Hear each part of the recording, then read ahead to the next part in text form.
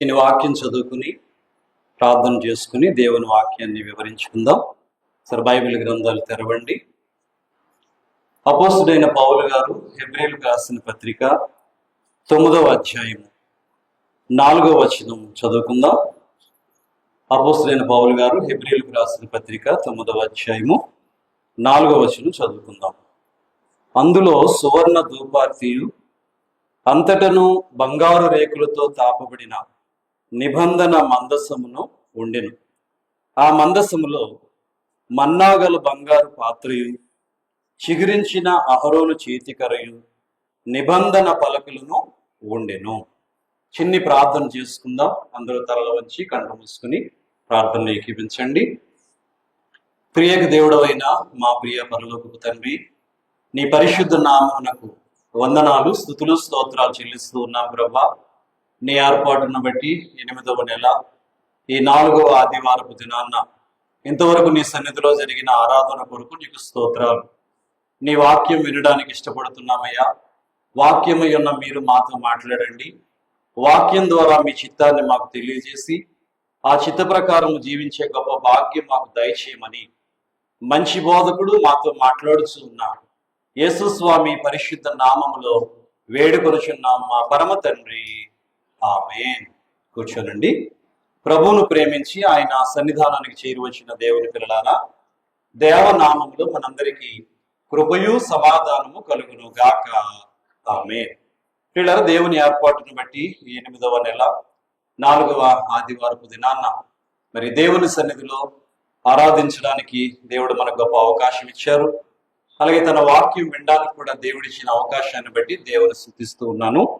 మనం చదువుకున్న వాక్యం నుండి కొన్ని సంగతులు ఈ సమయంలో జ్ఞాపకం చేసుకుందాం. ప్రియులారా, మరి గత కొన్ని దినాలుగా మనం ఇశ్రాయేలీల చరిత్ర అలాగే నిర్గమాకాండ ధ్యానాలు మనం జరిగించుకుంటూ ఉన్నాము. మరి ఇశ్రాయేలీల చరిత్రలో నుండి ఎన్నో ఆత్మీయ విషయాలు మనం నేర్చుకుంటూ బలపడుతూ ఉన్నాం. మరి ఇదే చరిత్రలో నుండి ఒక చిన్న మాట ఏమిటంటే, దేవుడు ఇశ్రాయేలీలతో నివాసం ఉండడానికి మందిరాన్ని నిర్మించమని నిర్గమాకాండం 25వ అధ్యాయం 8వ వచనంలో చెప్పిన మాట మనం ఎరిగిన వారమే. అక్కడ మందిరం గురించి దేవుడు మాట్లాడుతూ ఆ మందిరంలో ఉండవలసిన ఉపకరణాలన్నిటి గురించి దేవుడు తెలియజేశారు. మందిరాన్ని 3 భాగాలుగా నిర్మించమన్నారు. అతి పరిశుద్ధ స్థలం, పరిశుద్ధ స్థలం, ఆవరణ. ఈ 3 భాగాల్లో ప్రాముఖ్యమైనవి 7 ఉపకరణాలు మనకు కనబడుతూ ఉన్నాయి. గతంలో మనం విన్నాము. అతి పరిశుద్ధ స్థలములో మందసము, దానిపైన కరుణాపీఠం. అలాగే పరిశుద్ధ స్థలములో ధూపవేదిక, సముఖపు రొట్టెల బల్ల, దీపవృక్షం. అలాగే ఆవరణలోనికి వస్తే ఇత్తడి గంగాలము, అలాగే ఇత్తడి బలిపీఠం. ఇవి ప్రాముఖ్యమైన 7 ఉపకరణాలుగా ఉన్నాయి. మనం గతంలో నేర్చుకున్నాము, మందిరము ప్రభువుకి సాదృశ్యంగా ఉంది. అలాగే మందిరములో ఉపకరణాలన్నీ చెప్పండి ప్రభువుకే సాదృశ్యంగా ఉన్నాయి. వాటి గురించి మనం నేర్చుకున్నాం. అయితే ఈరోజు మరి ఈ మందిరములో అతి పరిశుద్ధ స్థలములో ఉన్న శ్రేష్టమైన ఉపకరణమైన మందసము, ఆ మందసములో దేవుడు ఉంచమని చెప్పిన 3 వస్తువుల గురించి ఈ సమయం అందు మనం జ్ఞాపకం చేసుకుందాం. నిజానికి మందసము దేనికి గుర్తుగా ఉందంటే దేవునికి, ప్రభువుకు గుర్తని మనం విన్నాం. అలాగే ఇంకా చెప్పాలంటే ప్రభు సన్నిధికి గుర్తయి ఉంది, పరిశుద్ధతకి, మహిమకు గుర్తుగా ఉంది. మందసం గురించి చాలా విషయాలు బైబిల్ గ్రంథంలో ఉన్నాయి.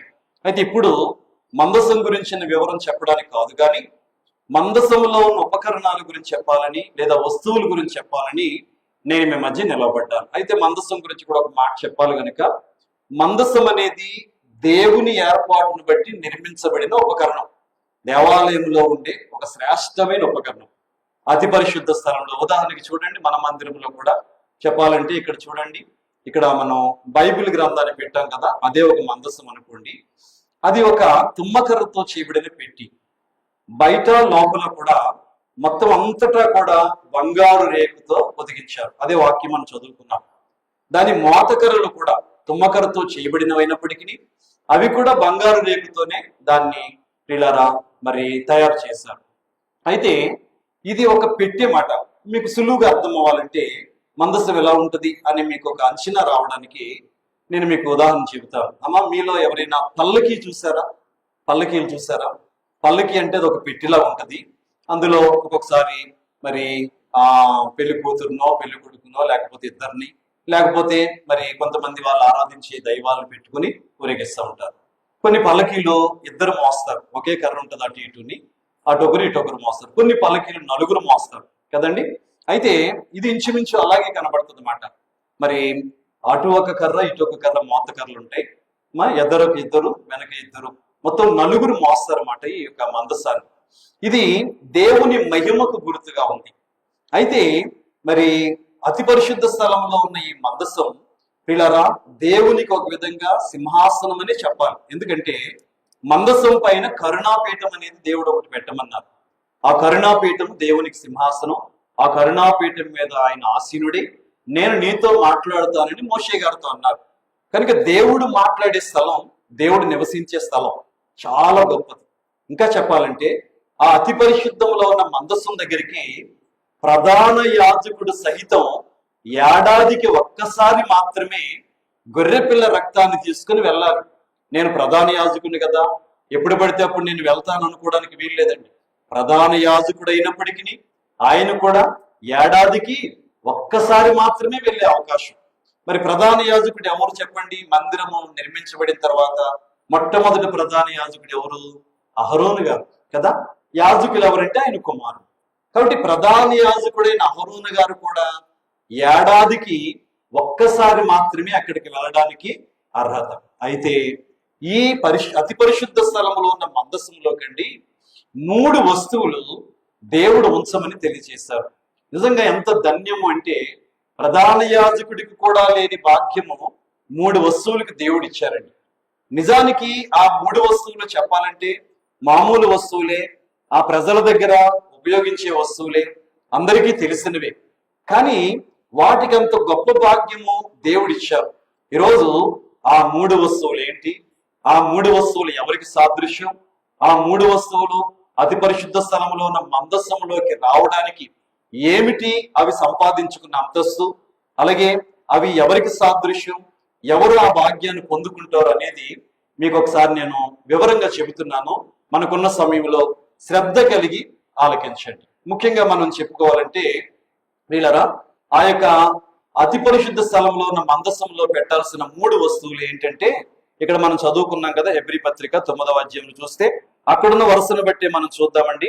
మొదటిది ఏమిటంటే మరి మన్నా కలిగిన బంగారు పాత్ర, రెండవది చిగురించిన అహరోను చేతికర్ర, మూడవది నిబంధన పలకులు. ఈ 3 వస్తువులు ఇవి గుర్తుపెట్టుకోండి. ఇలా ఇప్పుడే కాదు, మీ జీవితంలో ఎప్పటికీ మర్చిపోకండి ఈ 3టిని. ఎందుకంటే ఆ 3 ద్వారా మనం నేర్చుకోవాల్సిన విషయాలు చాలా దేవుడు ఈ రోజు మనకి అందిస్తూ ఉన్నారు. ముఖ్యంగా నేనంటాను ఈ 3 వస్తువులు కూడా పిల్లరా అందరికీ తెలిసినవే. బంగారు పాత్రలు తెలుసు, చేతి కర్రలు తెలుసు, రాతి పలకలు కూడా తెలుసు. ఇంకా వివరంగా చెప్పాలంటే ఒక విశేషం ఏంటో తెలుసండి, ఈ 3 కూడా ఎక్కడి నుంచి వచ్చినవో తెలుసండి. పిల్లరా బంగారు పాత్ర అయినా, చేతి కర్ర అయినా, రాతి పలకలైనా మట్టిలో నుంచి వచ్చినవే. మనందరికీ తెలుసు. బంగారం ఎక్కడి నుంచి వస్తుంది చెప్పండి?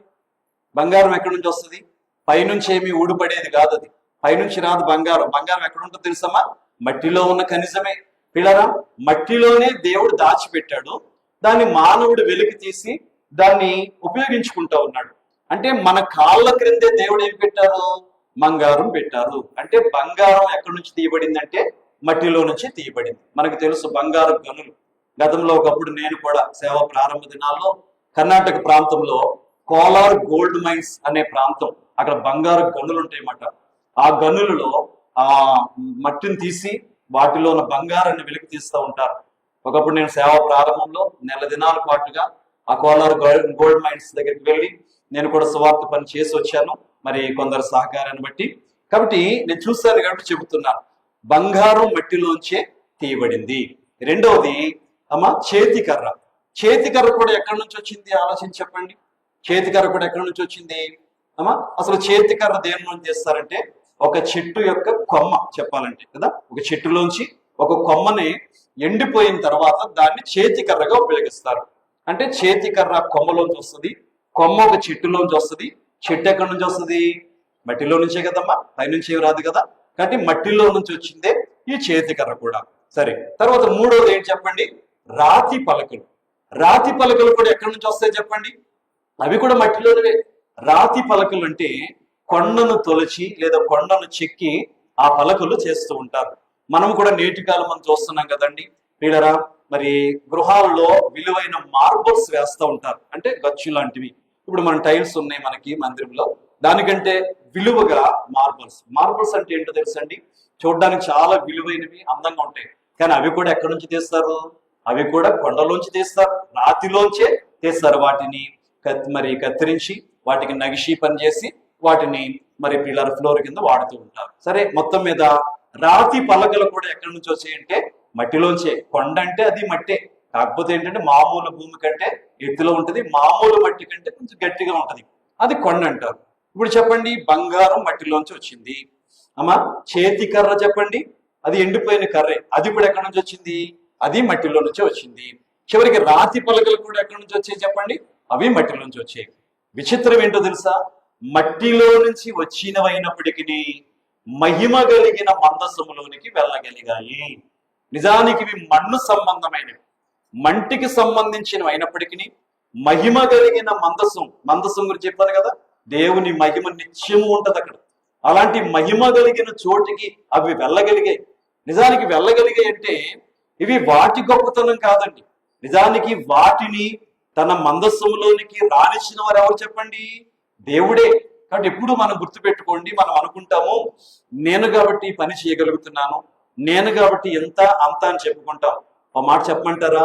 దైవజనులు వ్రాసిన మాటల్లో, ఈ సృష్టిలో ఏ జీవినైనా ఏ వస్తువునైనా దేవుడు తన పని కొరకు వాడుకుంటారు అని రాస్తారు. అంటే దేవుడు వాడుకోవాలంటే ఏ చిన్ని వస్తువునైనా వాడుకోగలరు. బలాఢ్యుడైన గొల్యాతును పడగొట్టడానికి దావీదు చేతిలో ఏం పెట్టారమ్మా? ఒక చిన్న గులకరాయి పెట్టారు. ఆ గులకరాయి బలం ఎక్కువ, ఆ యొక్క గొల్యాతు బలం ఎక్కువ? గొల్యాతు బలం ఎక్కువ, కానీ దేవుడు వాడుకున్నారు కనుక ఆ గులకరాయి పనిచేసింది. అలాగే ఒక ప్రవక్తకు బుద్ధి చెప్పడానికి ఒక పశువు, అది గాడిదను దేవుడు వాడుకున్నాడు. అక్కడ ప్రవక్త ఎక్కువ, గాడిద ఎక్కువ? ప్రవక్త ఎక్కువ.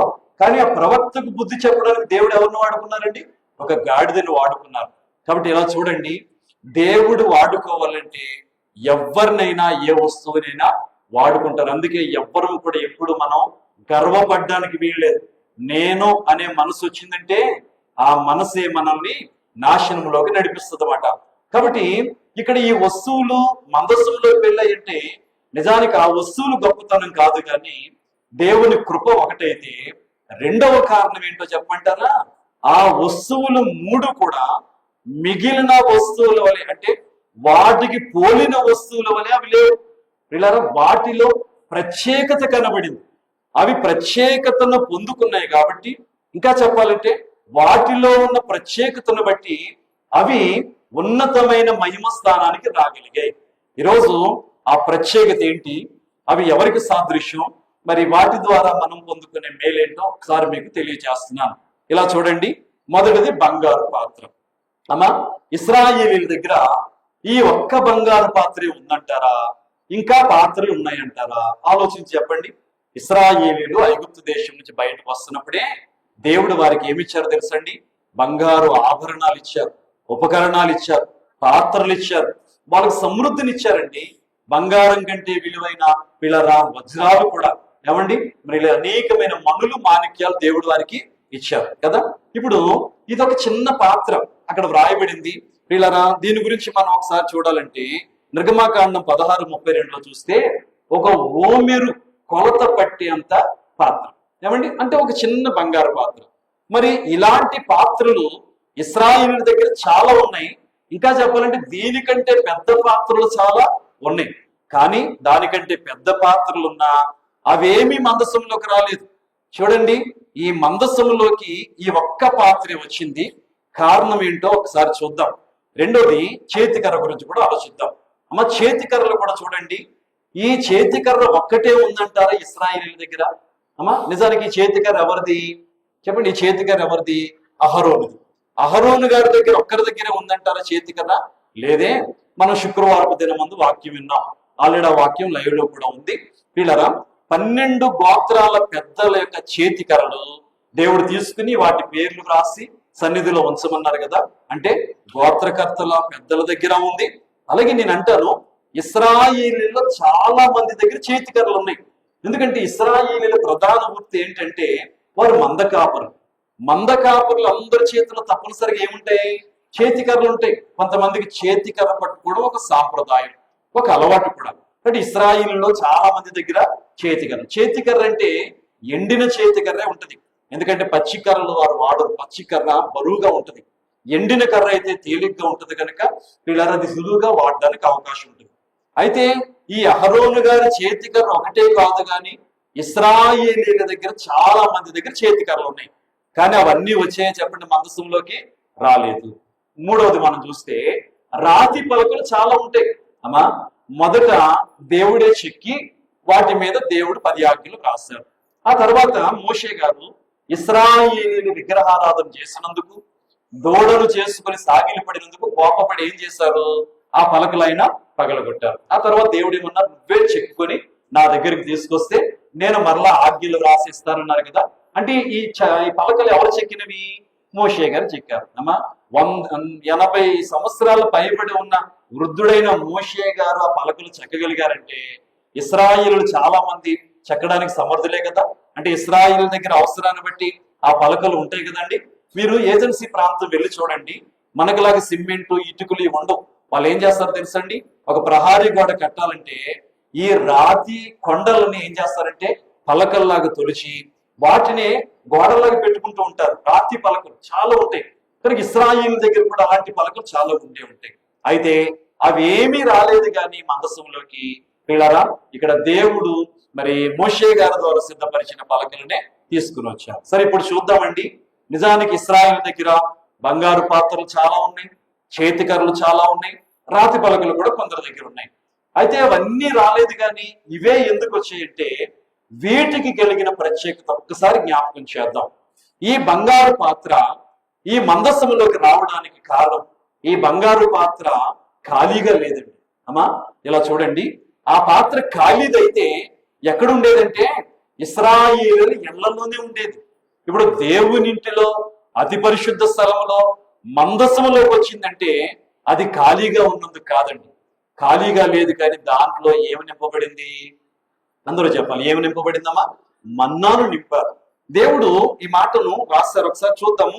నిర్గమకాండం 16వ అధ్యాయము 32వ వచనం ఒక్కసారి మనం చదివితే దీనికి రుజువు కనబడుతుంది. మనకు తెలిసిన వాక్యమే అయినా ఒకసారి మనం చదువుదాం. నిర్గమకాండం 16వ అధ్యాయము 32వ వచనం మనం చూస్తే, మరియు మోషే ఇట్లనెను, యెహోవా ఆజ్ఞాపించినదేదనగా, నేను ఐగుప్తు దేశము నుండి మిమ్మల్ని బయటికి రప్పించినప్పుడు అరణ్యములో తినుటకు నేను మీకు ఇచ్చిన ఆహారమును మీ వంశస్థులు చూచినట్లు వారు తమ యొద్ద ఉంచుకొనుటకు దానితో ఒక ఓమెరు పట్టు పాత్రను నింపుడు అనెను.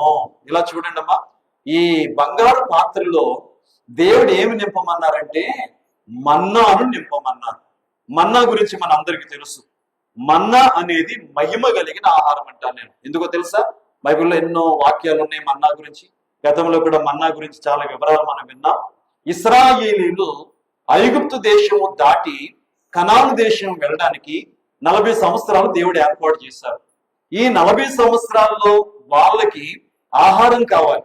మరి ఇన్ని లక్షల మందికి ఆహారం కావాలంటే వాళ్ళు కూడా తెచ్చుకున్న ఆహారం కొన్ని రోజుల్లోనే అయిపోయింది. ఐగుప్తు నుంచి బయలుదేరినప్పుడు కొంత ఆహారం తెచ్చుకున్నారు, కానీ అది కొన్ని రోజుల్లో అయిపోయింది. ఇప్పుడు ఈ లక్షల మందికి ఆహారం కావాలంటే ఈ అరణ్యంలో ఏం చేయాలో తెలుసా? వాళ్ళు మరలా వ్యవసాయం చేయాలి, పంటలు వేయాలి. పంటలు వేయాలంటే విత్తనం కావాలి, నీరు కావాలి, ఎంతో ఇబ్బంది. ఒకవేళ పంటలు వేస్తే అది మరలా వాళ్ళ చేతికి రావాలంటే కొన్ని నెలలు పడుతుంది. ఇప్పుడు ఇన్ని లక్షల మందికి పంటలు వేయాలంటే ఎన్ని ఎకరాల పొలము కావాలి, స్థలం కావాలి. సాధ్యమా చెప్పండి? సాధ్యం కాదు. అందుకే చూడండి అమ్మా, దేవుడు మరి ఈ తండ్రి గారి ద్వారా రాశారు, జగతి ఎరుగని సౌఖ్య భోజనం అని రాశారండి. పిల్లరా, ఈ జగతిలో ఎవరికి తెలియదు ఈ భోజనం గురించి.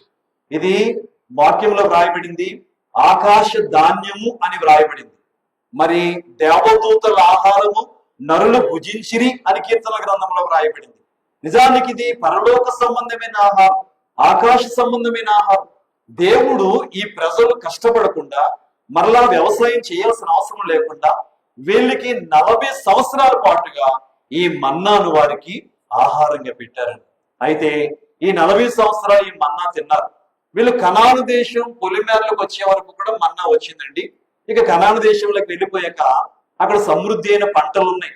కనాను దేశం గురించి మనం చెప్పుకుంటాం కదా, పాలు తేనెలు ప్రవహించు దేశం. అంటే పాలు ప్రవహిస్తున్నాయి అంటే అక్కడ పాడి ఉంది, తేనె ప్రవహిస్తుందంటే పంటలు ఉన్నాయి, వృక్షాలు ఫలాలు ఉన్నాయి, అంటే ఆహారం కొదువు లేదు. అందుకే కనాను దేశంలోకి వారు వెళ్ళేసరికి ఈ మన్నా ఏమైపోయిందంటే కురవడం ఆగిపోయింది. అది ఎలా వచ్చేదో మనకు తెలుసు కదా. ప్రతి తెల్లవారుజాము మంచు పడేటప్పుడు ఆ మంచుతో పాటు తెల్లని కొత్తిమీర గింజలు అంటే ధనియాలు కదా. మరి ఇలారా ఆ ధనియాల రూపంలో ఆకారంలో అవి మంచుతో పడేవి. ఎండ వచ్చినప్పుడు ఆ మంచు ఎగిరిపోయి ఆ యొక్క గింజలు మిగిలేవి. వీటిని వారు తీసుకుని వెళ్ళి మరి దంచుకుని పిండి చేసుకుని వాళ్ళు చక్కని అపూపములు చేసుకుని చక్కగా భుజించేవారు. అది తేనె కలిపిన అపూపములే ఉండేదని వాక్యంలో ఉంది. అలాగే క్రొత్త నూనె రుచి వాటికి ఉండేదని, అద్భుతమైన ఆహారం అనేది. అయితే ఈ 40 సంవత్సరాలు వీళ్ళు తిన్నారు. సరే కనాను వచ్చేసారు. అందరూ వచ్చేసిన తర్వాత ఇక మన్నా ఆగిపోయింది. భవిష్యత్తులో ఎప్పుడైనా వీళ్ళు తమ పిల్లలకి, బాబు 40 సంవత్సరాలు దేవుడు మనకి మన్నాని ఆహారం పెట్టారు మాకు, అది మేము తిన్నామంటే ఒకవేళ పిల్లలు ఆ మన్నా ఎలా ఉంటది మాకు చూపించండి, మాకు చెప్పండి అంటే, అమ్మా ఈ కాలంలో అయితే మనం చూపించడానికి చెప్పడానికి అవకాశం ఉంది. ఎందుకంటే అమ్మా ఈ కాలంలో మనకి ఏ టెక్నాలజీ ఉంది, ఏ అవకాశం ఉంది.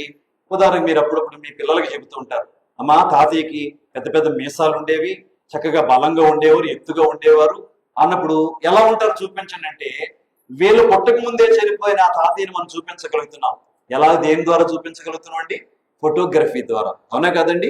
ఈరోజు ఫోటోగ్రఫీ ఉంది, ఫొటోస్ ఉన్నాయి కాబట్టి ఎప్పుడో చనిపోయిన వారిని, ఎప్పుడో మనం వాడిన వస్తువుల్ని మనం చూపించకూడదు. మరి ఆ రోజుల్లో ఉందండి ఫోటోగ్రఫీ? లేదు. కానీ చూడండి, దేవుడు ఈ మన్నా అనేది ఇశ్రాయేలు తరాలు అక్కడ ఉంటది కదండి, మీ భవిష్యత్తు తరాలు, మీ పితరులు, మీ వంశముల వారు చూడాలి అంటే ఇది అప్పటికి అయిపోయింది. ఎక్కడ? వాళ్ళు కనాను దేశం వచ్చేసరికి ఆగిపోయింది కదా. కానీ దేవుని ఏర్పాటు ఏంటో తెలుసండి, భవిష్యత్తు తరాలు వారు కూడా ఈ మన్నాను చూడాలి. అది ఎలా ఉందో తెలియాలంటే వాళ్ళకి గుర్తుగా అది ఉండాలి. అలా ఉండాలంటే దేవుడు చెప్పిన పని ఏంటంటే, ఒక బంగారు పాత్రను తీసుకో, దాంట్లో ఒక ఓమెరు మన్నాను పెట్టి, ఈ మన్నా కలిగిన బంగారు పాత్ర తీసుకెళ్ళి ఎక్కడ పెట్టమన్నారండి? మందసములో పెట్టమన్నారు. గుర్తుగా, మరి ముంగుర్తుగా ఉండడానికి, లేదా దాన్ని మనం చూడడానికి అనుకూలంగా ఉండడానికి దేవుడు ఏర్పాటు చేయమన్నారు. చూడండి ప్రియులారా, దేవుని ప్రణాళిక ఏంటి అంటే, దీని ఉద్దేశం ఏంటో చెప్పమంటారా? దేవుడు చేసిన ఏ కార్యము కూడా దేవుని పిల్లలు ఏం చేసుకోకూడదు, మరిచిపోకూడదు. ఈరోజు చాలా మందికి ఉన్న అలవాటు ఏంటో తెలుసా? గతంలో దేవుడు చేసిన మేలు మర్చిపోతున్నారు, గతంలో దేవుడిచ్చిన ఆశీర్వాదాలు మర్చిపోతున్నారు. అందుకే ఈ రోజు ఒక శ్రమ వచ్చేసరికి ఆ మేలు మర్చిపోయి దేవుడు నాకేం చేశారు అంటున్నారు. అందుకే చూడండి, ఇశ్రాయేలీయులను గుడారాల పండుగ చేయమన్నారు, మీకు తెలుసు కదా. పస్కా విందు చేయమన్నారు. నిజానికి పస్కా విందు ఒక రోజు అయిపోయింది, ఇక దాని ద్వారా విడుదల వచ్చేసింది. కానీ మరలా విందు చేయమని, అది పిల్లలకు కూడా చెప్పమని ఎందుకన్నారు తెలుసా? ఆ పస్కా విందే వారిని విడిపించిందని వారికి తెలియాలి. అలాగే గుడారాల పండుగ ఎందుకు చేయమన్నారు తెలుసా? 40 సంవత్సరాల పాటు వీళ్ళ గుడారాల్లో జీవించారు. ఆ గుడారాల్లో అరణ్యంలో ఉన్న వాళ్ళకి దేవుడు ఎలాంటి కాపుదలు ఇచ్చారో ప్రజలకి తెలియాలి, పిల్లలకి తెలియాలి. అందుకే ఏడాదికి ఒకసారి వీళ్ళు వెళ్ళి గుడారాలు వేసుకుని అందులో ఉండేవారు. ఇప్పుడు మన్నా కూడా రుజువు కోసం వాళ్ళకి తెలియాలి, దేవుడు ఇంత గొప్ప ఆహారం పెట్టాడని తెలియడం కోసం ఆ పాత్రలో ఆ మన్నాను పెట్టి ఆ యొక్క మందసములో పెట్టమన్నారండి. ఇది ఆ బంగారు పాత్రలో ఉన్న మన్నా గురించిన వివరం. సరే, మరి రెండవ దాంట్లోకి వెళ్దాం. ఇది ఎవరికి పోలిక అనేది నేను మీకు తర్వాత చెబుతాను. తర్వాత రెండవదిగా మనం చూస్తే వీళ్ళరా అహరోను చేతికర్ర. మరి మీలో ఎంతమంది గుర్తుందో, శుక్రవారం దినం ఈ చేతికర్ర గురించి, అహరోను గారి గురించి కొన్ని విషయాలు చెప్పాను. అయితే ఆ రోజు అందరూ లేరు కదా. అలాగే ఇప్పుడు లైవ్ లో వినేవారు కూడా ఆ రోజు విన్న వర్తమానం విని ఉండరు. బట్ ఒక్కసారి నేను మీకు జ్ఞాపకం చేస్తున్నాను.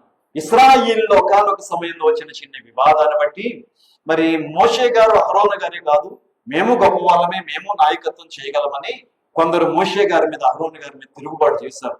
తర్వాత తిరుగుబాటు చేసిన వారు నశించినట్టుగా సంఖ్యాకాండం 16వ అధ్యాయంలో కనబడుతుంది. అయితే సంఖ్యాకాండం 17వ అధ్యాయంలో మనం చూస్తే పిల్లరా, అహరోను గారి చేతి కర్ర జీవము కలిగినదిగా చిగురించి పుష్పించి ఫలించింది. ఇలా చూడండి, సహజంగా చేతి కర్ర అంటే ఎండిన కర్ర. ఎండిన కర్రలో ఏముండదమ్మా? జీవం ఉండదు. ఎండిన కర్ర చిగురించే అవకాశం ఉండదు, పుష్పించే అవకాశం ఉండదు, ఫలించే అవకాశం ఉండదు. చిగురించుట 30 పుష్పించుట 60 ఫలించుట 100. అది ఫలించి బాదము పండ్లు పూసిందటండి. ఇలా చూడండి పిల్లరా, ఆ యొక్క చేతి కర్ర ఎండిపోయినదైనా సరే దైవ సన్నిధిలో ఉంచినప్పుడు అది అంతస్తులన్నిటినీ సంపాదించుకోగలిగింది. మనం విన్నాం వివరంగా. ఆయన ఒక మాట నేను చెబుతున్నాను. నిజానికి ఈ చేతి కర్ర ఇలా చిగురించడానికి, పుష్పించడానికి, ఫలించడానికి ఒక కారణం ఏంటంటే దానిలోనికి జీవం వచ్చిందండి. అయితే ఈ జీవం దేన్ని బట్టి వచ్చిందంటే 2 కారణాలు. ఒకటి, దేవుని సన్నిధిలో ఉంచబడ్డానికి. అమ్మా, ఆ కర్రలు తీసుకొచ్చారు, ఒక రాత్రంతా దేవుని సన్నిధిలో ఉంచారు. ఉదయం అయ్యేసరికి ఆ కర్రలు మరి 12 కర్రలు ఉన్నాయి, కానీ 11 కర్రలు ఎలా ఉన్నావు అలాగే ఉన్నాయి. కానీ ఈ అహరోను గారి చేతి కర్ర మాత్రం చక్కగా ప్రియులార జీవంతో నింపబడింది. ఒకటి, దేవుని సన్నిధిలో ఉంచబడడం వల్ల జీవం కలిగింది. మీరు అనొచ్చు, అయితే మిగిలిన కర్రలు కూడా దేవుని సన్నిధిలోనే ఉన్నాయి కదా అనొచ్చు. అయితే వినండి, దేవుని సన్నిధిలో ఉండడం మాత్రమే కాకుండా ఆ కర్రను జీవముతో నింపబడ్డానికి ప్రాముఖ్యమైన కారణం ఏంటో తెలుసండి? ఆ కర్ర యొక్క యజమాని యొక్క మనస్తత్వాన్ని బట్టి. ఇప్పుడు 11 మంది మనస్సు వేరు, అహరోను గారి మనస్సు వేరు. మిగిలిన వాళ్ళు, ఇశ్రాయేలులో మిగిలిన వాళ్ళందరూ తమను తాము హెచ్చించుకున్నారు. మేమెందుకు నాయకులంగా ఉండకూడదు, మేమెందుకు పెత్తనం చేయకూడదు అనుకున్నారు వాళ్ళు. కానీ అహరోను గారి మోషే గారికి అలా అనుకోలేదు. ఎప్పుడైతే వీరి మీద నింద వేశారో వీరు సాగిలపడ్డారు అనే మాట ప్రియులారా ఆ యొక్క సంఖ్యాకాండం 16వ అధ్యాయంలో మనం చదువుతున్నాం. అయితే వినండి, అహరోను గారి మనస్తత్వాన్ని బట్టి, అహరోను గారి దీనత్వాన్ని బట్టి ఈ కర్ర ఏమైందో తెలుసండి? మరి జీవం పొందుకుంది. అంటే చిగురించి, పుష్పించి, ఫలించిందని ఆ 3 మాటల బదులు నేను ఏం వాడుతున్నాను తెలుసండి? జీవము కలిగిందనే మాట్లాడు. జీవం ఉంటేనే కదండి 3 వస్తాయి.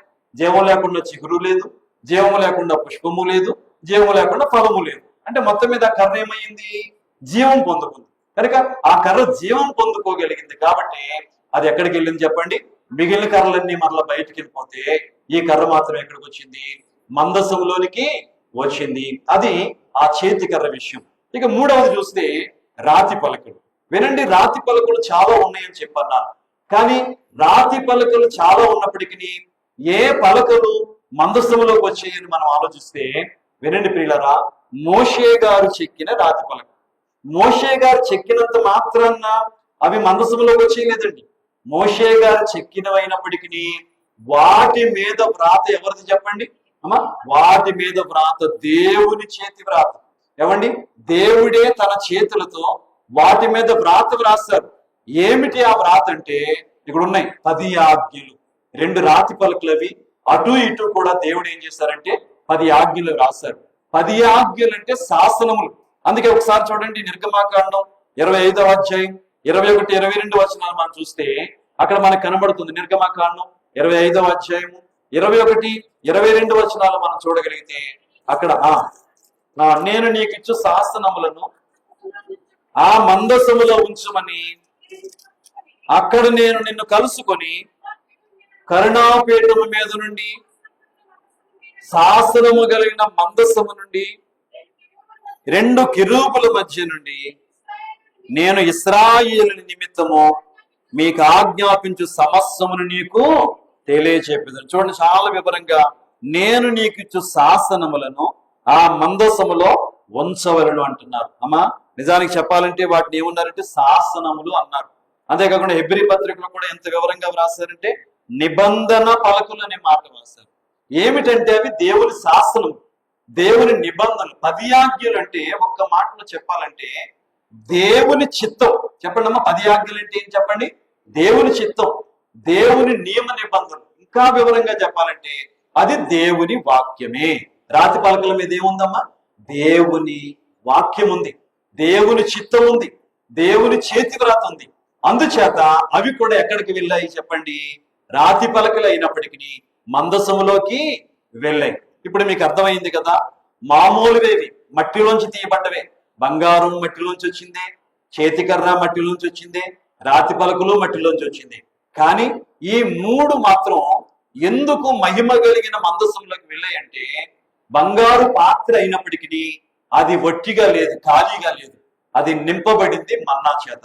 అలాగే చేతి కర్ర అయినప్పటికీ అది ఎండిపోయిన కర్ర ఎండిపోయినట్టు లేదు, జీవము సంపాదించుకుని చిగురించి పుష్పించి ఫలించింది, అందుకే మందసములోకి వెళ్ళింది.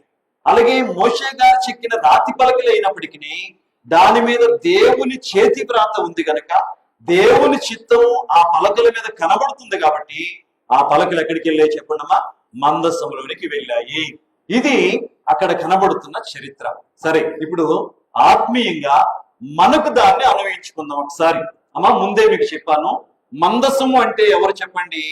ఒకటి ప్రభువే, ఇంకా చెప్పాలంటే పరలోకమే అని చెప్పాను. ఇప్పుడు ఈ మందసము అనబడిన ప్రభు ఏమండి, మరి అద్భుతమైన మహిమ కలిగిన మరి ఆ వ్యక్తి ఆయన. అయితే ఈ మందసంలోనికి మంటికి సంబంధించిన వస్తువులు ఎలా వచ్చాయో నేను అంటాను. ఈ మూడు వస్తువులు ఎవరికి సాదృశ్యమో చెప్పమంటారా? ఈ మూడు కూడా ప్రియులారా మానవులమైన మనందరికి సాదృశ్యం. చెప్పండి, ఈ మూడు వస్తువులు ఎవరికి సాదృశ్యం? మందసం యేసయ్యకు సాదృశ్యం అయితే, లేదా పరలోకానికి సాదృశ్యం అయితే, ఈ మూడు వస్తువులు ఆ మందసం అనబడిన యేసయ్యలోకి రావలసిన, మందసం అనబడిన పరలోకానికి వెళ్ళవలసిన మానవులమైన మనందరికి గుర్తుగా ఉన్నాయి. అయితే మనము చూడండి, ఆ మూడు మట్టిలోంచి వచ్చాయి కదా, మనం కూడా ఎక్కడి నుంచి వచ్చామమ్మా? అయ్యా, మీరు మట్టిలోంచి వచ్చారేమో కానీ మేము మాత్రం మట్టిలోంచి రాలేదు, నేరుగా మహిమలోంచి వచ్చాము అనడానికి ఎవరైనా సరిపోతామా? అలాంటి వారు ఎవరైనా ఉన్నారమ్మా? ఆదాము మొదలుకొని ప్రియులారా ప్రకటన గ్రంథంలో రాయబడిన చివరి మనిషి వరకు కూడా వచ్చింది ఎక్కడి నుంచి? మట్టిలో నుంచి వచ్చిన వాళ్ళమే, మనందరం మొన్నే కదా. చూడండి, ఆ మట్టి వస్తువులను దేవుడు మహిమలో పెట్టినట్టుగా మంటికి సంబంధించిన మంటి వారమైన మనల్ని కూడా దేవుడు ఎక్కడ పెట్టాలనుకున్నారు తెలుసండి? మహిమ కలిగిన మందసం అనబడిన పరలోకంలో ఉంచాలని ఆశపడుతున్నారు. అయితే మట్టివారమైన మనం వినాలి, మట్టివారమైన మనం మట్టివారముగానే ఉంటే అక్కడికి చేరలేము, కానీ మట్టివారమైన మనం ఆ మూడు వస్తువులు సంపాదించుకున్న ఆ శ్రేష్టమైన ఆశీర్వాదపు లక్షణాలు సంపాదించుకుంటే మనం కూడా అక్కడికి వెళ్ళగలం. ఏమిటి ఆ లక్షణాలు చూద్దాం. అసలు మనం అనుకోవచ్చు, అయ్యా నేను బంగారం లాంటి వాళ్ళండి, విలువైన వాళ్ళమని కొంతమంది అనుకుంటారు. నిజమే, కొంతమంది ఈ లోకంలో విలువైన వారు ఉన్నారు అమ్మా.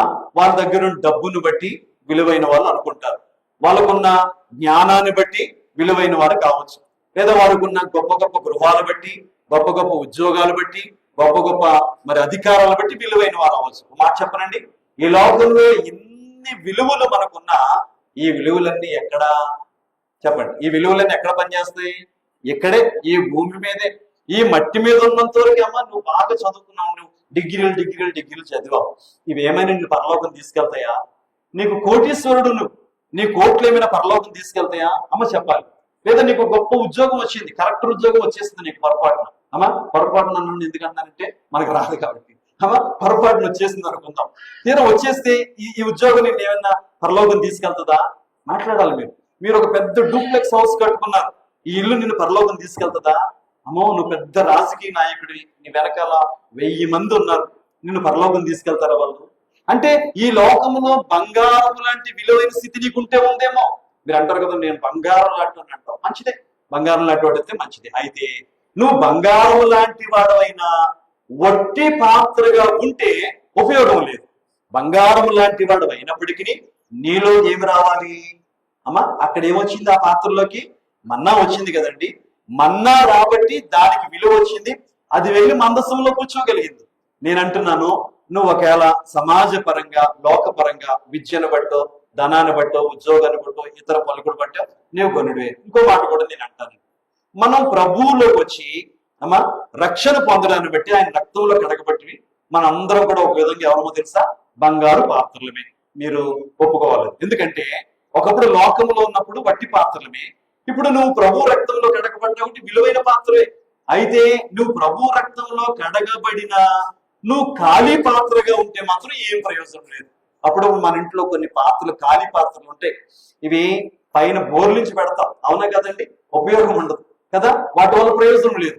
నేను అంటున్నాను, నువ్వు రక్షణ పొందుకొని ఒకవేళ లోక సంబంధంగా బంగారం లాంటి విలువ నీకు ఉండొచ్చు. ఒకవేళ రక్షణ పొంది బాప్తిసం పొంది ఒక బంగారు పాత్రగా నువ్వు ఉండొచ్చు.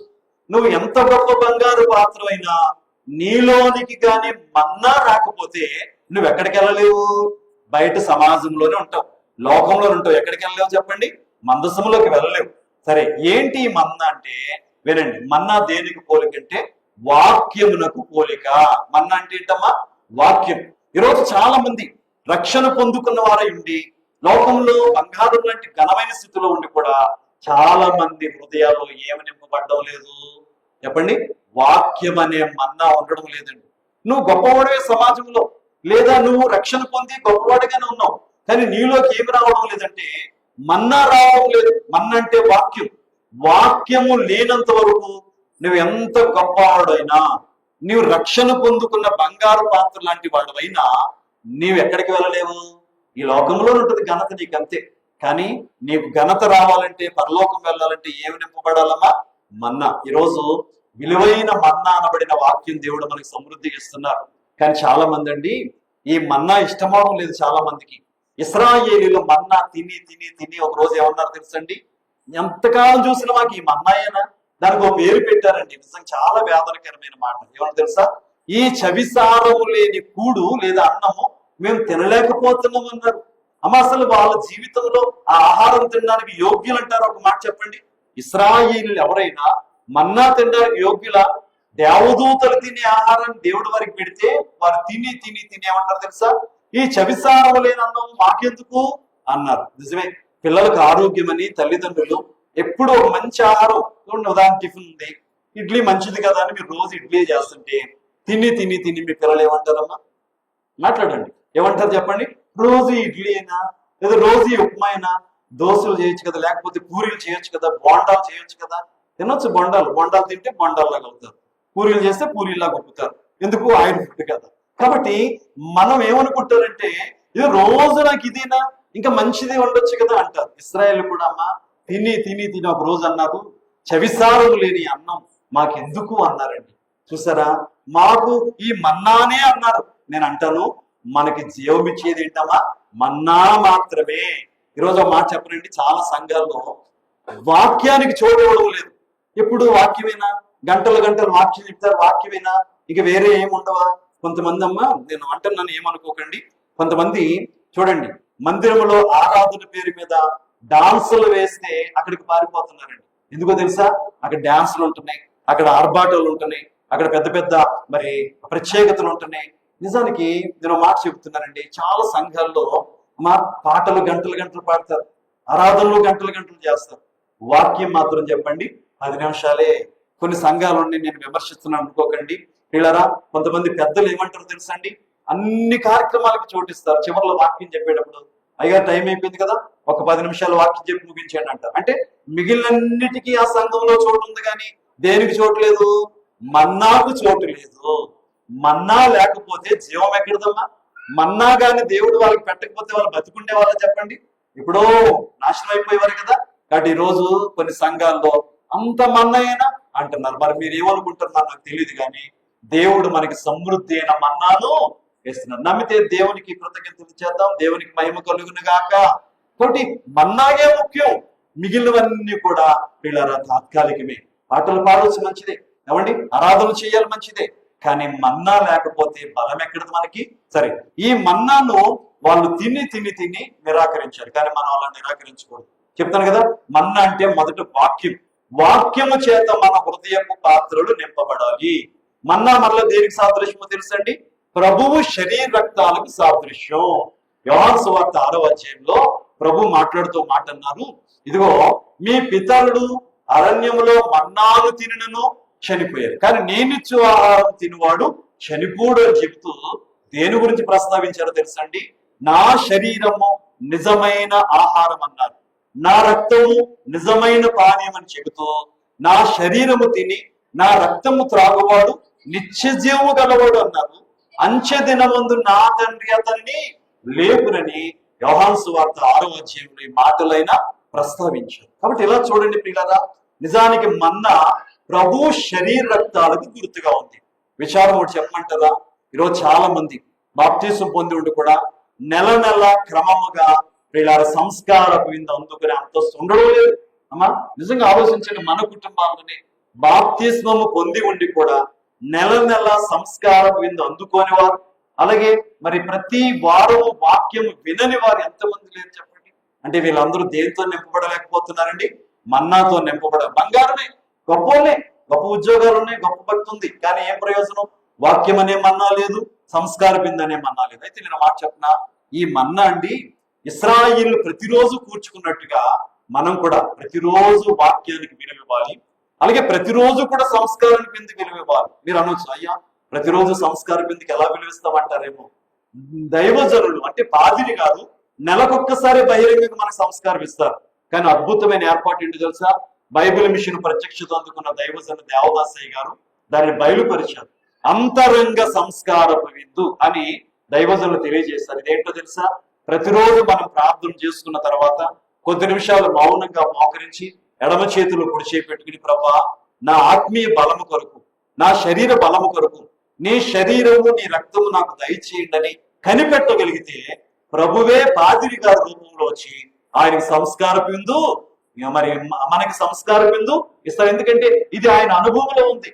ఒకనొక సమయం ముందు ఆయన పనిచేస్తున్న మిషన్ లో వీళ్ళారా ఆయన సంస్కార బిందు కోసం వెళ్తే ఆ పాదులు నిరాకరించి నీకు సంస్కార బిందు ఇవ్వమో వెళ్ళిపో అన్నారు.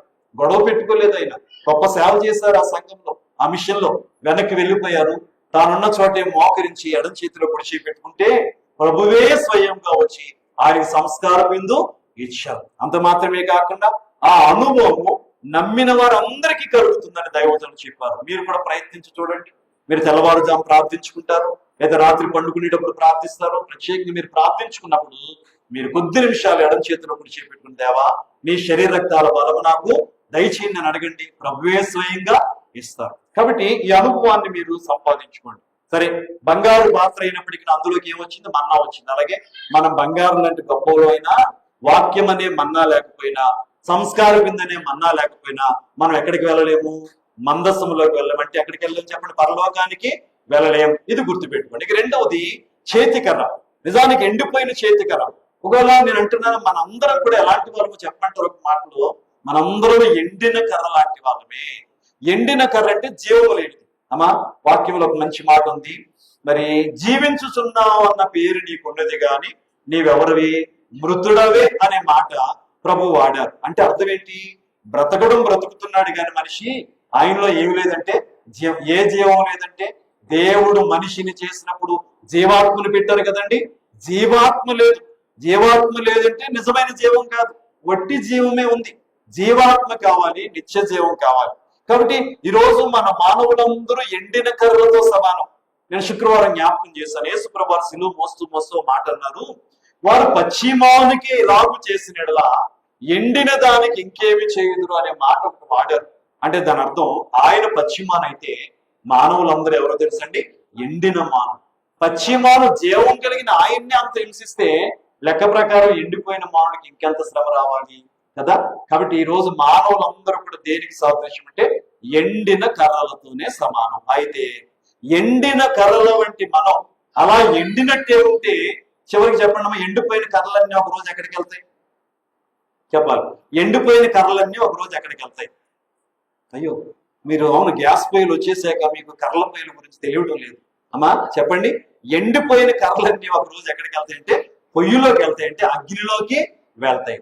నేను ఎండిన కర్రలాగే ఉంటానయ్యా, నాలో జీవం రాదు, నేను జీవం సంపాదించుకోను అని గాని మీరు ఉన్నారనుకోండి, ఒక రోజు ఏమవుతుందో తెలుసండి? వాక్యంలో ఉంది కదా మత్తయి సువార్తలో, ఫలించని ప్రతి చెట్టు నరకబడి అగ్నిలో వేయబడిన అన్నారు కదా. మీరు అనొచ్చయ్యా, చెట్టు పచ్చిగా ఉంటది కదా, అది ఎలాగనుకుంటారమ్మా? ఒక చెట్టు నరికారనుకుని వెంటనే అగ్నిలో వేశారు. అది ఎప్పుడు వేస్తారు? అది ఎండిపోయాక వేస్తారు కదా. అలాగే మనము ఎండిన కర్రల్లాగా ఉన్నాం అనుకోండి, ఒక రోజు ఈ కర్రలన్నీ తీసుకెళ్లి దేవుడు ఎక్కడ వేస్తాడో తెలుసా? అగ్ని. నేను మాట చెప్తున్నానమ్మా, మనం ఒకప్పుడు కర్రల పొయ్యి వాడేవాళ్ళం కదా. ఈ కర్రల పొయ్యి ఇప్పుడు అన్ని గ్యాసులు కరెంటులు ఇవి వచ్చేసాయి కాబట్టి వాడుతున్నాం. నేను మాట చెప్పనా, నరకం అనేది దేవుడు పెట్టిన ఒక పెద్ద పొయ్యి. అవునా కదా? ఆలోచించండి. మన ఇళ్లలో ఉండేవి చిన్న చిన్న పొయ్యిలు. నరకం ఏంటో తెలుసండి? దేవుడు ఏర్పాటు చేసిన ఒక పెద్ద పొయ్యి. మన ఇంటిలో పొయ్యిలైనా ఆరిపోతాయేమో కానీ దేవుడు పెట్టిన నరకమైన పొయ్యి ఏమవుదమ్మా? అగ్ని ఆరదు, చెప్పండి, పురుగు చావదు. ఏమండి, ఎప్పుడు కూడా బగబగా మండుతూనే ఉంటది. అందులోకి గాని పొరపాటును వెళ్తే యాతనే. లోకాసు వార్త 16వ అధ్యాయంలో ఒక ధనవంతుడు అందులోకి వెళ్ళి ఆ యాతను భరించలేక ఒక్క నీటి బుట్టు చాలు తండ్రి అని అబ్రాహాము గారిని కోరాడా లేదా? గుర్తుపెట్టుకోండి, ఎండిన కర్రలా ఉన్నామా మనం ఖచ్చితంగా అగ్నిలోకి వెళ్తాం. లేదు, అహరోను కర్ర వలె జీవం పొందుకొని చిగురించి పుష్పించి ఫలించగలిగితే ఎక్కడికి వెళ్తాం చెప్పండి?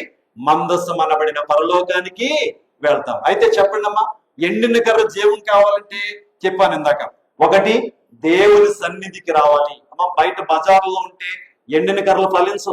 ఆ కర్రలు ఎక్కడికి వచ్చాయి? ఆ కర్ర ఎక్కడికి వచ్చి ఫలించింది?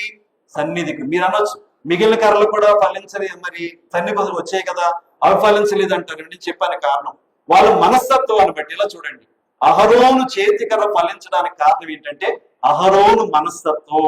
ఏంటి అహరోను మనస్తత్వం అంటే? దీనత్వం. వాక్యం చెబుతుంది, ఎవరు దీనుడై తనను తాను తగ్గించుకుంటారో వారు ఏం చేయబడతారండి? హెచ్చింపబడతారు.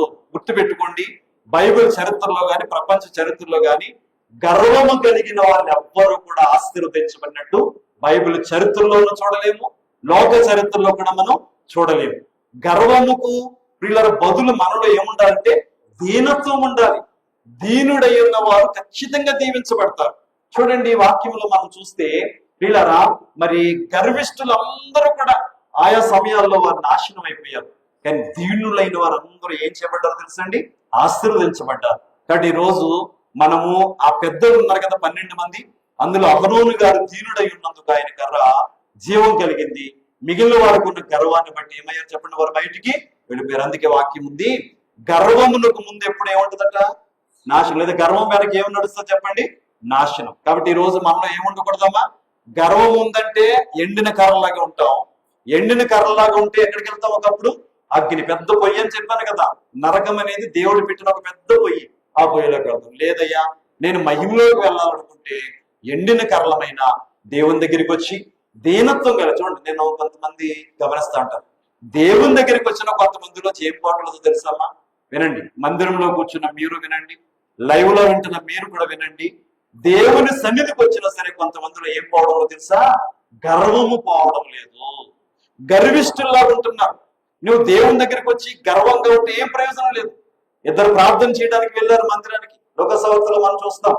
ప్రియులారా, సుంకరి పరిచయుడు. అమ్మా, పరిచయుడు ఏం ప్రార్థించాడు తెలుసా? గర్వపు ప్రార్థన. ఏమండి, గొప్ప చెప్పుకుంటున్నాడు. ఏమన్నా తెలుసా? నేను వారానికి 2 సార్లు ఉపవాసం చేస్తున్నాను, అలాగే నా సంపాదనలో దశం భాగం ఇస్తున్నాను, నేను వాళ్ళలో లేను వీళ్ళలో లేను, నేను గొప్ప నీతి మంతునని డంబాలు పలుకుతున్నాడు. ఆయన ప్రార్థనలో ఏముందమ్మా? గర్వం ఉంది. మరి బయట గుమ్మం దగ్గర నిలబడి ప్రార్థన చేస్తున్నా ఆ సుంకరి ప్రార్థనలు ఏముందో తెలుసా?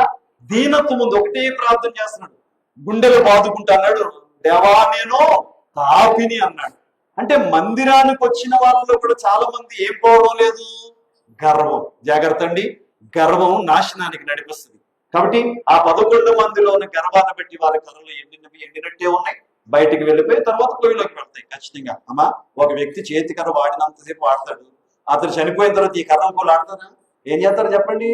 ఎందుకు వచ్చింది అని చెప్పేసి కర్రను తీసుకెళ్ళి అక్కడ పొయ్యిలో వేస్తారు కదా. అలాగే జరిగింది అక్కడ. అలాగే ఈ రోజు మనము గర్విష్ఠులము కాక, అమ్మా, ఒకవేళ ఏదైనా తలాంత నీకుందా, ఏదైనా నువ్వు దేవుని చేత వాడబడుతున్నావా, నీ గొప్పతనం కాదు, అది ఎవరు గొప్పతనం?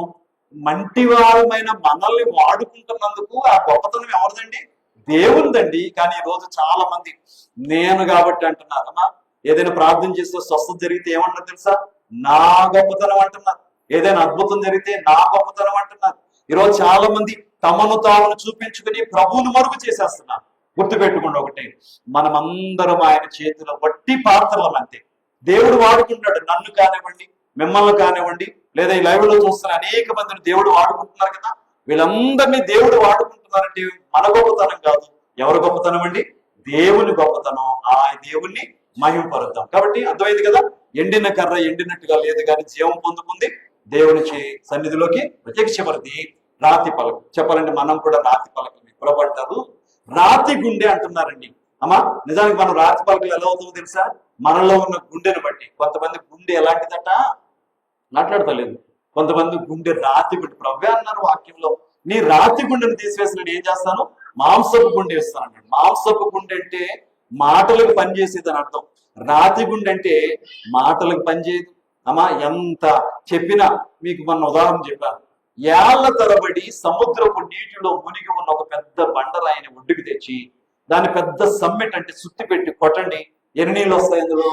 అమ్మా ఒక 10 కేజీలు రాయి తెచ్చారు, కొడితే 10 లీటర్లు నీళ్ళైనా వస్తుందా? కనీసం 10 చుక్కలైనా వస్తుందా?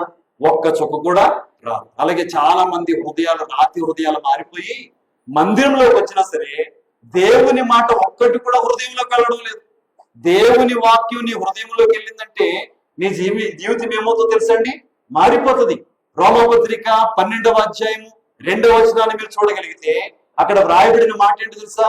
మీరు ఈ లోక మర్యాదను అనుసరింపక ఉత్తమమును అనుకూలమును సంపూర్ణమై ఉన్న దేవుని చిత్తం ఏదో తెలుసుకుని పరీక్షించటం వలన మీ మనస్సు మారి నూతన మొగుట వలన రూపాంతరము చెందుడి అన్నారు. రూపాంతర అనుభవం రావాలంటే మనస్సు మారాలి అన్నారా? మనస్సు మారాలంటే లోక మర్యాదను విడిచిపెట్టేసి దేవుని చిత్తాన్ని పాటించాలండి. ఈరోజు దేవుని పిల్లలు అనబడిన వారు కూడా పిల్లరా లోక మర్యాదలకు వెళ్ళిపోతున్నారు. చూడండి, ఆ రాతి పలకలు గట్టిగా ఉంటే ఉపయోగం లేదు. ఈ రాతి పలకల మీద ఏమొచ్చిందంటే దేవుని వ్రాత వచ్చింది. ఆ పలకలు చూడగానే ఏం కనబడుతున్నాయి? చూడండి, ఇక్కడ కూడా 10 ఆజ్ఞల బోర్డు ఉంది. ఆ బోర్డు చదువుతున్నప్పుడు దేవుని చిత్తమే కదా అందులో తెలుస్తుంది. దేవుని చిత్తం, అందుకే దానికి శాసనములు కలిగిన రాతి పలకలు అన్నారు, నిబంధన పలకలు అన్నారు. అంటే దేవుని అంతరంగాన్ని చూపిస్తుందండి, దేవుని చిత్తాన్ని చూపిస్తుంది. అవి నేను మనము రాతి పలకలు లాంటి వాళ్ళమే, కానీ మనల్ని ఎవరైనా చూసినప్పుడు మనలో ఏం కనబడాలో తెలుసండి? దేవుని చిత్తము కనబడాలి. మనం మాట్లాడితే దేవుని చిత్తానుసారమైన మాటలు వినబడాలి. మనల్ని కదిపితే దేవుని చిత్తము గురించిన విషయాలు రావాలి. కానీ ఈ రోజు విచారం ఏంటంటే దేవుని పిల్లలనబడిన వారు కూడా లోక మర్యాదలతో మునిగిపోతా ఉన్నారండి. ఏ పని చేసినా లోక మర్యాదే, ఏం చేసినా లోక మర్యాదే. దేవుల్లో ఉన్నామన్న పేరే తప్ప, అమ్మా నీళ్లలో ఉన్నామనే పేరే తప్ప రాయికి నీళ్ళు అందులోకి రానవడం లేదు. వాక్యం వింటున్నామన్న పేరే తప్ప, నీళ్ళు అంటే ఏంటమ్మా? వాక్యమే కదా అమ్మా. వాక్యం వింటున్నామన్న పేరే తప్ప చాలా మందిలోకి ఆ వాక్యం రావడం. వాక్యం రానంత వరకు మనస్సు మారదు. మనస్సు మారినంత వరకు నీ జీవితంలో రూపాంతర అనుభవము, రూపాంతరం చెందకపోతే నువ్వు ఎక్కడికి వెళ్ళలేవు, పరలోకానికి వెళ్ళలేవు. కాబట్టి గుర్తుపెట్టుకోండి, మనం రాతి పలకలు అయినప్పటికీ మనలో ఎవరి వ్రాత కనబడాలి? ఎవరి చేతి వ్రాత కనబడాలి? ఎవరి చిత్తం కనబడాలి? ఎవరి మనస్సు కనబడాలి? ఎవరి అంతరంగం కనబడాలి? మనల్ని చూడగానే దేవుని అంతరంగం కనబడాలి. అందుకే ప్రియులారా, ఈరోజు మనందరము కూడా ఆయన చిత్తానికి తల వంచి ఆయన చిత్తానుసారమైన జీవితాలు సంపాదించుకుందాం. సరే, ముగిస్తా ఉన్నాను. కనుక ఈ రోజు విన్న వాక్యాలు బట్టి మీరు గ్రహించారు కదా, మందసములోకి వెళ్ళినవి సామాన్యమైన భూ సంబంధమైన వస్తువులే, కానీ మహిమ కలిగిన చోటికి వెళ్ళడానికి అవి సంపాదించుకున్న అంతస్తులు. ఇప్పుడు మనం కూడా ఏం చేయాలి చెప్పండి, ఒక్కసారి గుర్తు చేస్తారండి అమ్మా. మరి మొదటిగా ఉన్న బంగారు పాత్ర అయినప్పటికీ దాంట్లోకి ఏమొచ్చింది? మన్నా వచ్చింది. మన్నా అంటే వాక్యము, సంస్కార బిందు. క్రమంగా వాక్యం వినేవారు, వాక్యం చదివేవారమై ఉండాలి. అలాగే క్రమంగా సంస్కార బిందు అందుకునే వారమే ఉండాలి. రెండవది, చేతికర్ర లాంటి వాళ్ళు, ఎండిపోయిన వాళ్ళమే, ఎండిన మ్రానుల వంటి మనము పిల్లరా జీవం పొందుకొని చిగురించి పుష్పించి ఫలించే వారంగా ఉండాలి. అప్పుడే మనం ఎక్కడికి వెళ్ళగలమంటే మందసంలోకి వెళ్ళగలం. రాతి పలకలు లాంటి వాళ్ళమే, ఎందుకు పనికిరాని వాళ్ళమే, కానీ మన మీద దేవుని వ్రాత లేదా దేవుని చిత్తం మనలో ఇతరులకి కనబడినప్పుడు పిల్లరా మనము కూడా ఆ మందసంలోకి వెళ్ళగలం. కనుక అద్భుతమైన ఆ ఏర్పాటు మందసంలోకి వెళ్ళిన ఆ 3 వస్తువులకి పోలికగా మనం ఉన్నాం. కనుక మనం ఎలా ఉందామంటే అనేకమైన మరి జనాంగం వలె కాకుండా, వినండి, ప్రత్యేకింపబడి, ఎప్పుడు కూడా మీకు చెబుతూ ఉంటాను, దేవుని పిల్లలంటే ప్రత్యేకింపబడిన వారుగా ఉండాలి. మన మాట ప్రత్యేకంగా ఉండాలి పిల్లరా, మన యొక్క క్రియలు ప్రత్యేకంగా ఉండాలి. ఎస్తేరు గ్రంథంలో ఒక మాట ఉంటుందండి పిల్లరా, మరి అహష్వేరోషు రాజుతో పిల్లరా హామాను మాట అంటాడు, యూదుల గురించి మాట్లాడుతూ అంటాడు. నిజంగా అద్భుతమైన మాట. అయ్యా, మన దేశంలో ఒక జనాంగం ఉంది. ఆ జనాంగం అందరిలాంటి జనాంగం కాదు. వారి మాట వేరు, వారి ప్రవర్తన వేరు, వారి పద్ధతులు వేరు, వారి పరిస్థితులే వేరు. చూడండి, ఆ దేశంలో చాలా రకాల జనాంగాలు ఉన్నాయి, కానీ ఏది ప్రత్యేకంగా ఉంది చెప్పండి? యూదా జనాంగం. యూదుల గురించి రాయబడిన మాట. అన్య దేశంలో ఉన్నప్పటికీ వాళ్ళు ప్రత్యేకంగా ఉన్నారు. ఆ దుష్టుడైన హామాన్ అంటున్నాడు ఆ మాట. అహష్వేరోషు రాజుతో అంటున్నాడు, అయ్యా మన దేశంలో ఒక జనాంగం ఉంది, అందరి జనాంగాలంటే జనాంగం కాదు అది, అది చాలా ప్రత్యేకమైంది. ఆ మాట వేరు, వారి యొక్క పద్ధతులు వేరు, వారి పరిస్థితులే వేరు అని చెప్పి వారికి కీడు చేయాలని తలంచాడు. కానీ నేను మాట చెబుతున్నాను, మనం కూడా ఈ లోకంలో ఎలా ఉండాలో తెలుసండి, ప్రత్యేకంగానే ఉండాలి. నేను చెప్పను ఒక మాట, దేవుని ఉన్న మనం ప్రత్యేకంగా ఉండాలి. అలా మరో మాట చెప్తున్నాను, దేవుడు బయలుపరిచిన బైబిల్ విషయంలో ఉన్నాం కదా మనం, కాబట్టి మనం కూడా ఎలా ఉండాలి చెప్పండి, ప్రత్యేకంగానే. ఏదైనప్పటికీ దేవునిని మనలో అందరికీ చూపించాలి. ఒక భక్తుడు రాస్తారు కదా, నాలో అందరూ క్రీస్తును చూడ అనే మన అద్భుతమైన మాట ఉంది పాఠం. కాబట్టి ఒకటే ప్రార్థన చేసుకోండి, నన్ను చూస్తే నేను చూసినట్టు. అందుకే పౌలు అంటారు, నేను క్రీస్తును పోలినట్టుగా నడుచుకున్నట్టుగా మీరు కూడా మరి ఆ ప్రభువు నన్ను పోలి నడుచుకోండి అన్నారు కదా. కాబట్టి ప్రభు పోలికలు నడుద్దామండి. మందసములోకి వెళ్ళిన ఆ వస్తువులు మనం కూడా ప్రభువులోకి వెళ్తాం. ప్రభువులోకి వెళ్ళామంటే జీవం అంటే ప్రభువే కదండి. నేనే మార్గం, సత్యం, జీవం. ఆ జీవాన్ని సంపాదించుకుందాం. ఆ జీవం సంపాదించుకుని నిత్య జీవం అనబడిన పరలోక రాజ్యంలోకి చేరుకుందాం. అట్టి ధన్యత ఈ వాక్యం ద్వారా, ఈ ఆరాధన ద్వారా తండ్రి మనల్లరకు అనుగ్రహించి నిత్య జీవ వారసులుగా మనందరినీ చేసి నడిపించును గాక. ఆమేన్. మహాపరిశుద్ధుడైన మా తండ్రి, నీ పరిశుద్ధ నామానికి వందనాలు, స్తుతులు, స్తోత్రాలు చెల్లిస్తూ ఉన్నాం ప్రభా. విలువైన వాక్యాన్ని మాకు అందించావు. నిజమేనైనా మందసంలో అది నాయన మరి తండ్రి 3 వస్తువులు పెట్టబడ్డాయని, వాటి విలువ ఏంటో, వాటి పరిస్థితి ఏంటో అవి మాకు ఎలా పోలికో చాలా వివరంగా మేము విన్నామయ్యా. విన్న మాటలన్నీ మా హృదయాల్లో బదిలపరచండి. వాక్యానుసారమైన జీవితం ఇచ్చి ఒకటే మేము మర్చిపోకుండా, మేము బంగారు లాంటి గొప్ప అంతస్తులున్నా అది భూమి మీదే ఉపయోగం, కానీ మన్నా సంపాదించుకోవాలి. ఎండిన చేతికరలమే కానీ జీవం పొందుకొని నాయన మా జీవితాల్లో కార్యం జరిగించాలి. అలాగే రాతి పలకలమే నీ వ్రాత అనబడిన నీ చిత్తం మాలో ఉండాలి, మా మీద ఉండాలి. అప్పుడే మేము మందసంలోకి చేరగలమని దృఢ నిర్ణయం కలిగిన వారమే వాక్యానుసారమైన జీవితంతో ముందుకు సాగే ధన్యత అందరికి దయచేయమని, ఇదిగో మందిరంలో కూర్చుని విన్న నీ బిడ్డల్ని, అలాగే లైవ్ ద్వారా ఎందరో వింటున్నారయ్యా, వాళ్ళకి కూడా ఈ ఆశీర్వాదాలు అనుగ్రహించి మేమందరం నిన్ను మహిమపరిచే భాగ్యం ఇచ్చే మహిమను పొందమని, మట్టిలో తీయబడిన వస్తువులు మహిమలోకి చేరేట్టుగా మట్టి నుంచి తీయబడిన మేమందరం కూడా మహిమరాజ్య వారసులం కాగలిగిన భాగ్యం మాకు దయచేయమని, మంటి నుంచి మింటికి మమ్మల్ని చేర్చమని మహిమా స్వరూపి అయిన యేసు స్వామి పరిశుద్ధ నామములో వేడుకొనుచున్నాం మా పరమ తండ్రి. ఆమేన్, ఆమేన్, ఆమేన్. మంచిదమ్మా. మంటిలోని వస్తువులు మింటికి చేరినట్టుగా మనం కూడా మంటిలోని వారు ఎక్కడికి చేద్దాం. మిన్ను అంటే ఏంటంటే పరలోకం. అమ్మా, అలా పరలోకం చేరదాం, దీవెన పొందుకుందాం. దేవుడి మాటను దీవించును గాక. సరేనండి.